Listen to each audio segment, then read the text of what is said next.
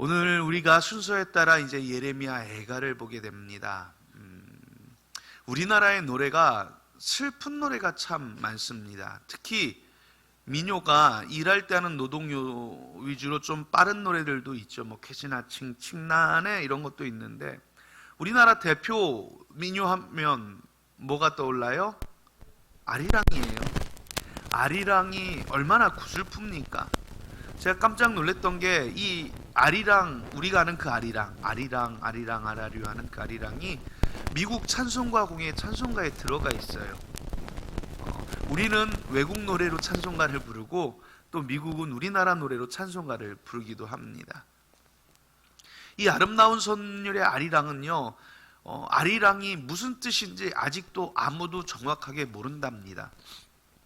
그냥 추론만 할 뿐이에요. 그래서 제가 들었던 가장 그럴싸한 추론은 뭐냐면 아리랑 쓰리랑은 아리고 쓰리다라는 말 중에 하나라고 생각을 한다는 겁니다.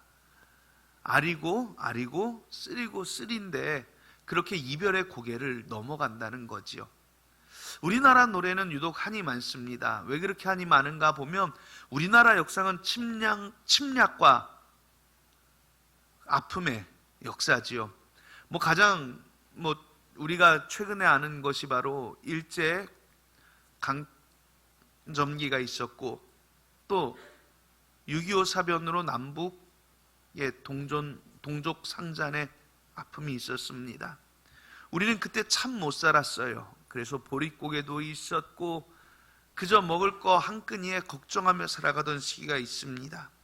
그래서 노래들이 슬픈 노래가 참 많아요.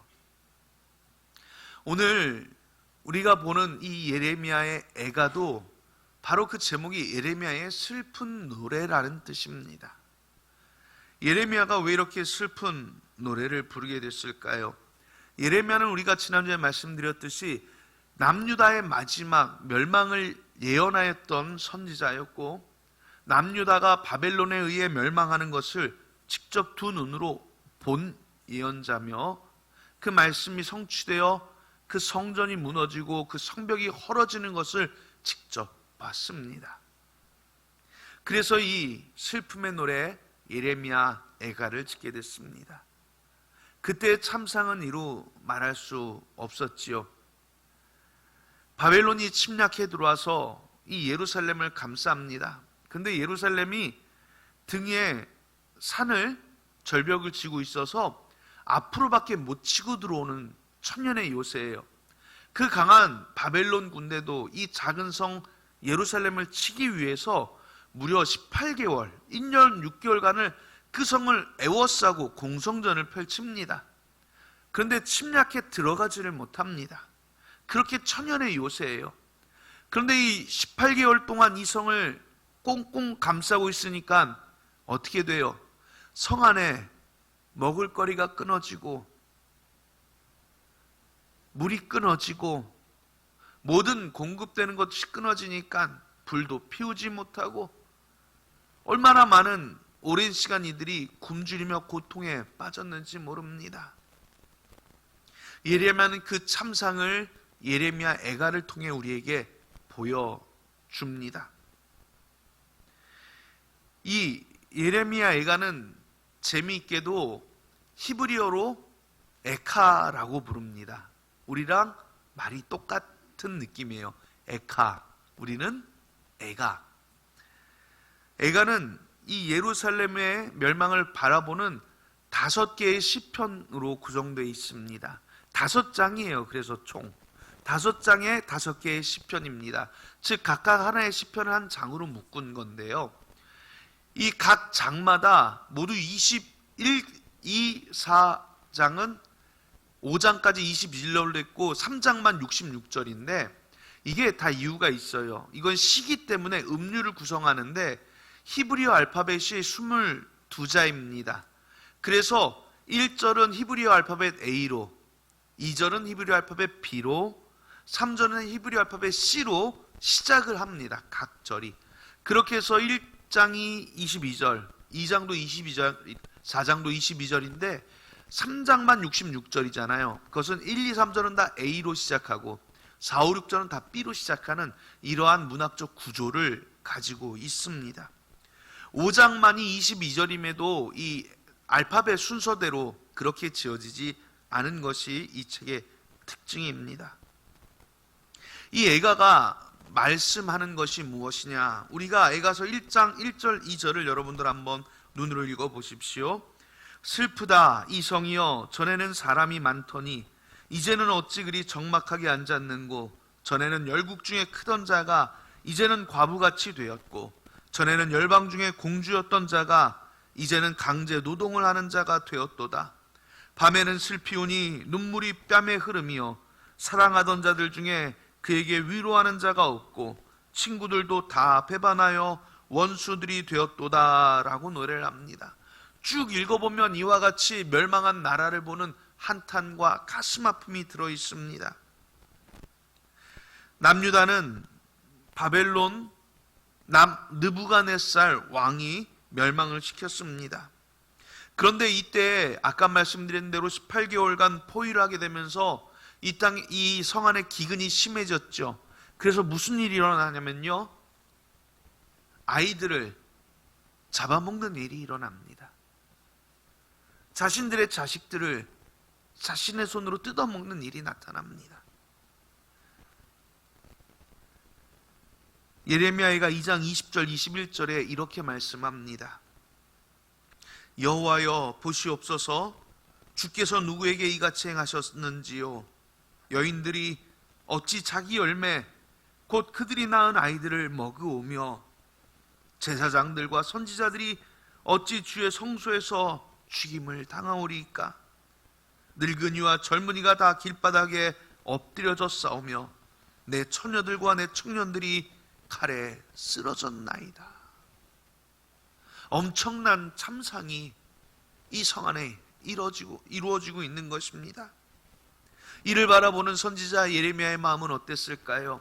내가 너희들 망한다고 했잖아. 그런데 내 말 안 듣더니 망하네. 아이고 쌤통이다가 아니지요. 선지자가 그렇게 말할 때 선지자의 마음은 찢어졌습니다. 예레미야서 2장 11절 12절에 내 눈이 눈물에 상하며 내 창자가 끊어지며 내 간이 땅에 쏟아졌으니 이는 딸 내 백성이 패망하여 어린 자녀와 젖먹는 아이들이 성읍 길거리에 기절함이로다. 그들이 성읍 길거리에 상한 자처럼 기절하여 그의 어머니들의 품에서 혼이 떠날 때 어머니들에게 이르기를 곡식과 포도주가 어디 있느냐 하도다 라고 노래를 합니다. 가슴 아픈 선지자의 눈물의 외침이 드러납니다. 애가는 전체적으로 이와 같은 남유다에 임한 참상을 바라보는 선지자의 안타까움과 무너진 성전, 그리고 무너진 성읍들을 바라보고 죽어가는 동족들을 바라보며 슬피 우는 애통의 노래입니다. 아리고 쓰린 또 하나의 아리랑인 것입니다. 오늘 우리는 이 말씀 예레미야 애가를 통해 하나님의 마음을 알고 하나님의 음성을 듣기를 간절히 바랍니다. 우리가 먼저 기억해야 될 것은 우리는 경계선 위에 서 있다는 것을 여러분 아셔야 합니다. 남유다 백성들이요, 북이스라엘보다 한 200년 늦게 멸망을 합니다. 그러다 보니 이들의 마음에 교만이 생겼어요. 북이스라엘이 아수르에 멸망하는 걸 보고 남유다는 멸망을 안 했습니다. 아수르가 남유다까지 멸망을 못 시켰어요. 그러니까 이들이 남유다 백성이 착각에 빠집니다. 성전이 있는 남유다는, 성전이 있는 예루살렘은 이방 신들이 와서 점령하지 못한다. 우리는 하나님을 믿으니 우리는 반드시 이긴다. 절대 멸망하지 않는다는 착각에 빠져버렸습니다. 성전이 있기에 자신들은 하나님의 성민이고 백성이며 무조건적인 도움과 구원을 받게 될 것이라 생각을 해버립니다. 착각에 빠졌죠. 그래서 결국 바벨론에 멸망당하는 그 순간까지, 성전이 무너지는 그 순간까지도 이들은 그 상황을 받아들이지 못하는 우매한 모습을 보여줍니다. 그리스도인의 삶이란 결국 이런 경계선 위에 있는 것입니다. 우리도 믿음이 있으면 하나님이 우리를 구원하시리라는 믿음을 가지고 살아갑니다. 남유다 백성은 그런 믿음이 없었습니까? 여러분들보다 더 잘 믿었어요. 여러분들보다 더욱 신실했습니다. 그러나 그들은 멸망했습니다. 왜 그렇습니까? 그들은 맹목적으로 믿었기 때문이에요. 하나님의 마음을 알지 못했고 하나님의 원하시는 것을 알지 못했고 하나님의 뜻을 행하지 않았다는 게 문제입니다. 오랜 관습에 빠진 신앙은 변화하지 않았고 선조 때로부터 내려오던 신앙의 관습이 잘못된 버릇으로 이어져 버린 것입니다. 그래서 신앙이 아니라 단순 뭐가 되어 종교 생활이 되어버렸습니다.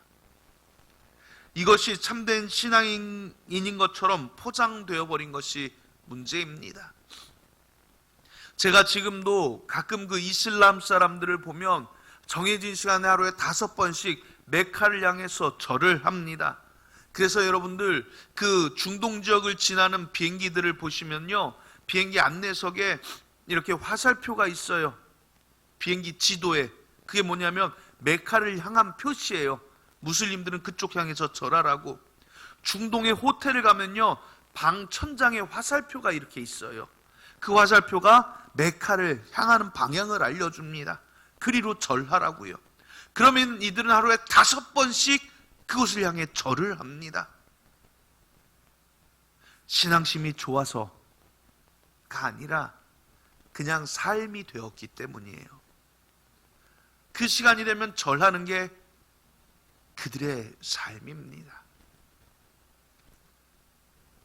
그들에게 신앙이란 무엇이냐? 그냥 삶인 거예요.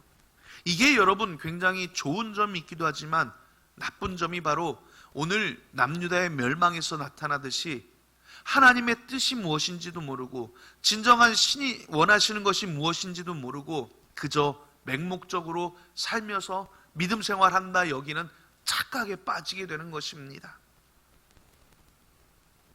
우리의 믿음이 아무리 절대적이라도 여러분 잘못된 신앙의 유산을 붙드는 순간 우리는 넘어지게 됩니다. 당연한 구원 하나도 없습니다. 예수님의 십자가 믿으면 구원 받습니다. 그게 당연한가요? 아닙니다. 십자가의 길을 따라가기가 여러분 얼마나 어려운지 여러분들이 잘 아시지 않습니까? 주일 성수하면 구원 받습니까? 헌금 생활 잘하면 구원 받습니까? 기도 열심히 하면 구원 받습니까? 아니에요. 이게 착각이 됩니다. 예배하면 구원받는 백성이 됩니다. 헌금하면 축복받는 백성이 됩니다.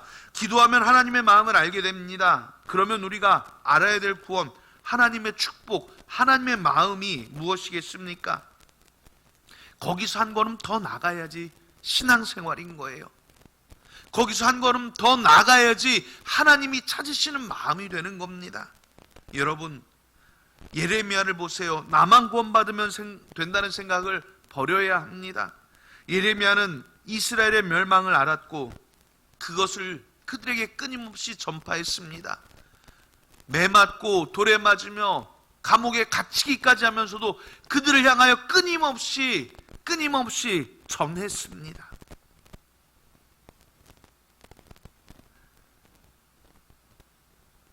하지만 남유다 백성들은 결코 돌이키지 않았고 경계선에서 단 한 걸음을 주님께로 향하면 됐지만 그들은 잘못된 선택을 해버렸습니다. 오늘 우리도 이 세상의 멸망을 알고 있는 사람들입니다. 그런데 누가 전파하고 있습니까? 누가 전도하고 있습니까? 오늘 이 세상을 향해, 우리의 이웃을 향해 하나님의 마음으로 세상을 향하여 외치는 사람, 하나님이 찾으시는 그 한 사람인 것입니다. 저 멸망의 참상으로 슬픔이 가득한 예루살렘이 곧 이 시대에 임할 하나님의 진노를 보여주고 있는 것입니다. 이것이 우리의 이야기가 되지 말란 법이 없습니다. 우리나라가 무조건 잘 될 것 같습니까? 우리 국민이 늘 승승장구할 것일까요? 지금의 번영이 나중에 번영이 되리라고 누가 장담하겠습니까? 1000년을 갔던 로마 제국도 멸망하였고 500년의 조선 왕조도 멸망했습니다. 이 세상엔 영원한 게 존재하지 않습니다. 이 세상에 영원한 것은 오직 하나님의 말씀 한 가지뿐이며, 오늘 애가를 통해서 하나님은 멸망하는 백성의 참상을 우리에게 보여주시지 않았습니까? 이 비참한 멸망을 향해 가는 미친 기차에 우리가 탑승해 있습니다. 이 기차는 브레이크도 듣지 않고 절벽을 향하여 내달리고 있습니다. 우리는 여기서 뛰어내려야 한다는 것을 압니다. 하지만 다른 승객들은 잠에 빠져서 맛있는 음식 먹느라, 연애하느라, 일하느라 도무지 우리의 말을 듣지 않습니다. 그렇다 할지라도 우리는 여기서 뛰어내려야 한다고 말하지 않겠습니까? 이 기차에서 탈출해야 살아납니다. 곧 열차가 절벽으로 떨어질 것이니 여기서 탈출하라고 말을 해야 하는 것이 우리의 사명입니다. 하나님은 이 일을 저와 여러분들에게 맡기신 것입니다. 그리고 멸망한 세상에서 구원받을 방법, 곧 예수 그리스도를 우리에게 주셨습니다. 우리는 이 십자가를 통해 멸망할 세상, 이 세상을 구원할 사명을 가진 사람들입니다. 경계선 위에 있는 이 세상이 왼쪽으로 넘어지면 멸망이요, 오른쪽으로 넘어지면 구원입니다. 그리고 그것을 전파할 사명이 오늘 저와 여러분들에게 있다는 사실을 늘 기억하고 살아가는 성도들이 되시기를 바랍니다. 오늘 성경은 두 번째로 세상의 소망은 오직 하나님께 있음을 선포하십니다. 오늘 우리가 함께 읽은 설교 본문은 이와 같은 상황에서 노래하는 예레미야의 고백입니다. 21절에 이것을 내가 내 마음에 담아두었더니 그것이 오히려 나의 소망이 되었사오문 이라고 고백합니다. 무엇을 담았는데 그 소망이 됐을까요? 뭔가 좋은 걸까요? 뭐 로또일까요? 아니면 무슨 금은 보화를 담아뒀을까요? 그 앞에 절에는요 오히려 반대의 내용이 나옵니다. 3장 18, 19, 20절에 이렇게 말씀합니다. 스스로 이르기를 나의 힘과 여호와께 대한 내 소망이 끊어졌다 하였도다. 내 고초와 재난 곧 쑥과 담즙을 기억하소서. 내 마음이 그것을 기억하고 내가 낙심이 되오나 라고 말합니다. 지금 예레미야가 기억하는 이것이 뭐냐면 소망이 끊어진 삶이며 그것이 자기 안에 고초와 쑥이 되었다는 거예요. 너무 써요. 삼키지 못할 정도로 아파요. 그것 때문에 낙심이 되었는데, 소망이 끊어지고 낙심이 되었는데 21절에 뭐라고 그래요? 이것을 내가 기억함은 내 마음에 담아두었더니 그것이 오히려 나의 소망이 되었다라고 고백을 합니다. 인생의 고난을 바라보면요 사실 누구나 다 낙심에 빠질 수밖에 없습니다. 예레미야처럼 이 참상들을 바라보는데 거기서 어디 낙심이 안 될 수 있겠습니까? 마태복음 14장에 예수님께서 제자들을 먼저 배를 태워 보내세요.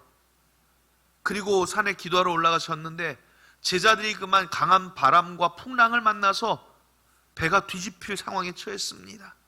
예수님이 그들이 안타까우셔서 바다 위를 걸어서 그들에게 나타나셨습니다. 그런데 이 제자들이 바다에서 한참 헤매다가 보니까 물 위에 누가 걸어와요. 깜짝 놀라서 유령이다 하고 놀래요. 귀신이다 놀랍니다. 그때 예수님이 말합니다. 나니 두려워하지 말라. 그러자 이때 베드로가 얘기합니다. 주여 만일 주시어든 나로 명하여 이 무리를 걸어 주께 오게 하소서. 그때 예수님이 말씀하시죠. 오라. 이 말을 듣고 베드로가 바다 위를 한 걸음 두 걸음 걸어 예수님께 나아갑니다. 그런데 이 나가던 베드로가 어떻게 돼요? 금방 바람을 보고 무서워하여. 성경에 보니까 바람을 보고 무서워하여 라고 되어 있어요. 무서움에 빠지니까 그는 물속에 빠져버립니다. 그때 예수님께 말합니다. 주여 나를 구원하소서. 그때 예수님이 그의 손을 잡아 그 물에서 건져내시며 이렇게 말씀합니다. 믿음이 적은 자여 왜 의심하느냐. 그리고 그런 베드로를 이끌어서 배 위에 올라가니 파도와 바람이 잔잔해졌더라 성경에 말씀합니다. 우리가 세상을 보면 낙심하는 순간, 두려워하는 순간 우리는 믿음에서 떨어지게 되어 있습니다.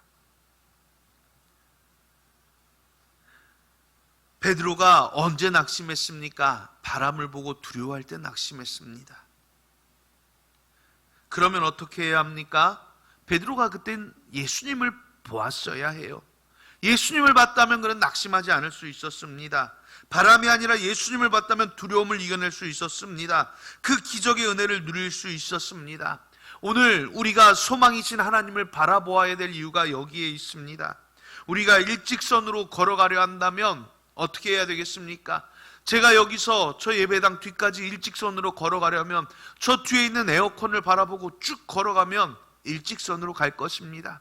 하지만 내가 내 발을 똑바르게 걸어야지 하고 제가 제 밑에 발걸음만 보고 걷는다면 저는 삐뚤빼뚤 가게 될 것입니다.